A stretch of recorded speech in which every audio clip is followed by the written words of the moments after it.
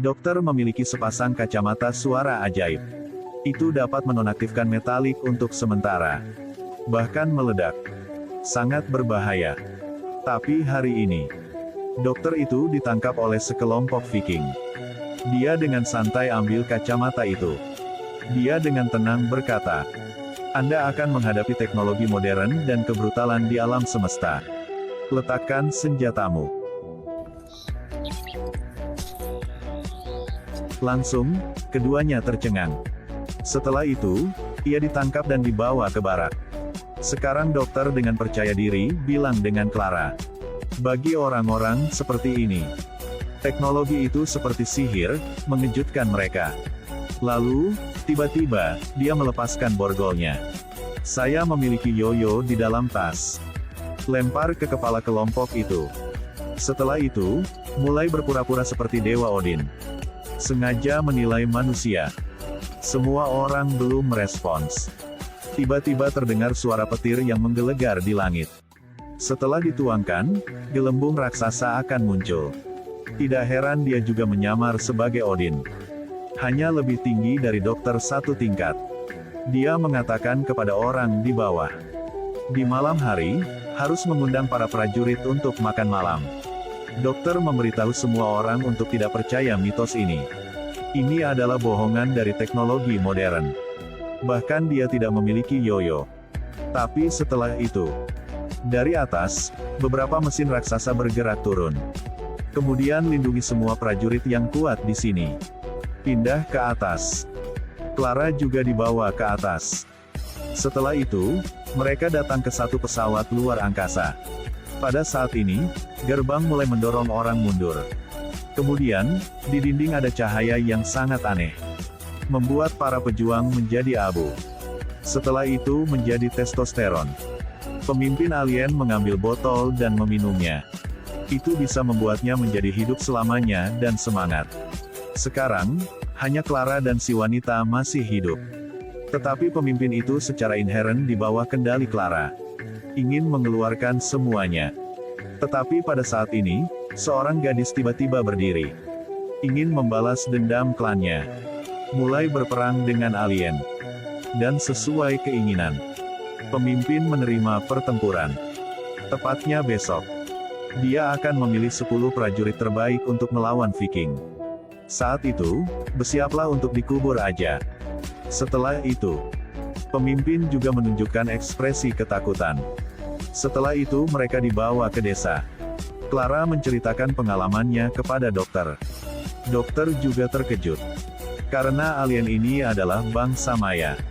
Di alam semesta, ada banyak pejuang yang baik. Orang-orang kecil tidak ada kesempatan menang. Pada akhirnya, bangsa Maya akan membubarkan seluruh desa. Tetapi ketika dia menyesalinya, dia tidak bisa mengendalikannya lagi. Harapannya seluruh desa, semuanya bergantung pada dokter. Tapi sekarang prajurit Viking terkuat semuanya mati. Berkat tentara biasa hari ini. Seperti lempar telur kepada batu. Dokter menangkap berkedip. Sampai malam. Ada guntur di langit lagi.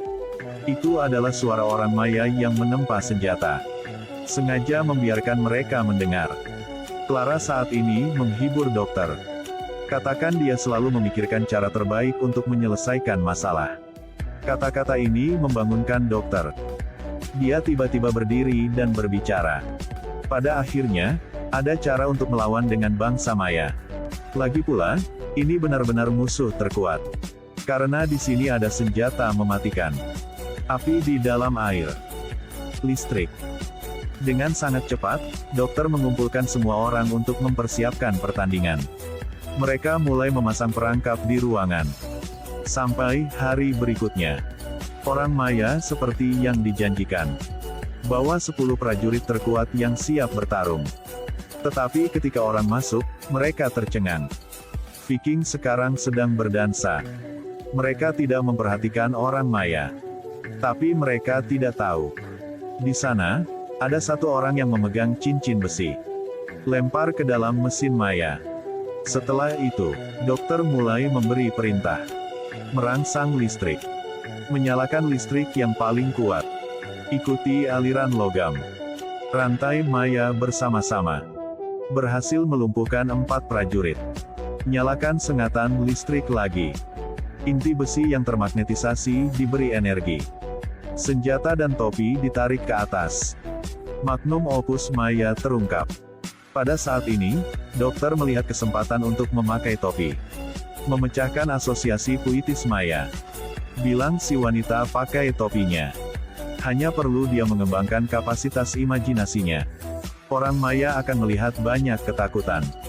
Benar-benar. Satu raksasa laut hancurkan pintu masuk. Orang Maya takut.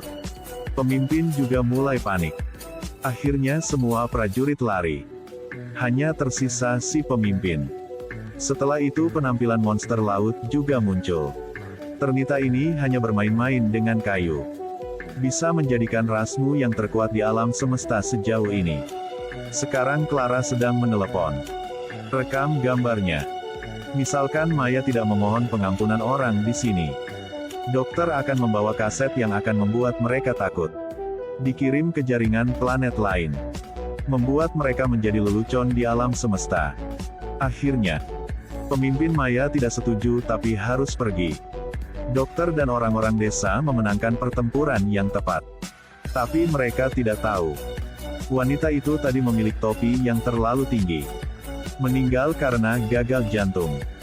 Dokter tidak berani menerima kebenaran. Dengan sedih pergi. Adalah semua kesalahannya. Ia menggunakan si wanita sebagai sumber listrik untuk digunakan. Sedikit kelelahan dari gadis itu. Meskipun dokter itu ada mesin waktu. Tetapi tidak dapat mengubah waktu untuk menyelamatkannya dari kematian. Karena setiap riak-riak akan membawa badai ke seluruh alam semesta. Dokter sangat membenci aturan ini. Dia menatap diri di dalam air. Tanya kenapa dia dibangkitkan. Pilih wajah ini lagi. Dokter tiba-tiba teringat masa lalu. Hanya menyelamatkan seorang aja. Tapi tidak semua orang. Bahkan jika itu hanya menyelamatkan satu orang. Dan yang diselamatkan dokter adalah wajah ini. Jadi dia di masa lalu telah mengingat dia di masa kini. Upaya untuk menyelamatkan semua orang di sekitar. Meskipun harus berbayar sangat mahal. Saya dokter. Aku harus menyelamatkan orang. Jika kamu melihat ada yang tidak puas, terserah kamu. Setelah itu, dokter menemukan tas penyembuhan di topi Maya. Dipasang di kepala gadis itu. Setelah menyerapnya, ini dapat menyembuhkan luka di tubuhnya tanpa batas. Buat dia jadi abadi.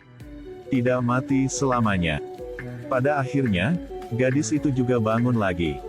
Setelah itu, dokter memberinya tas penyembuhan luka. Berharap bisa tetap di sisinya.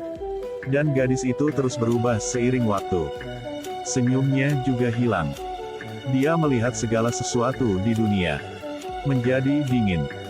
Suatu hari di masa depan, dia akan bertemu dengan dokter lagi.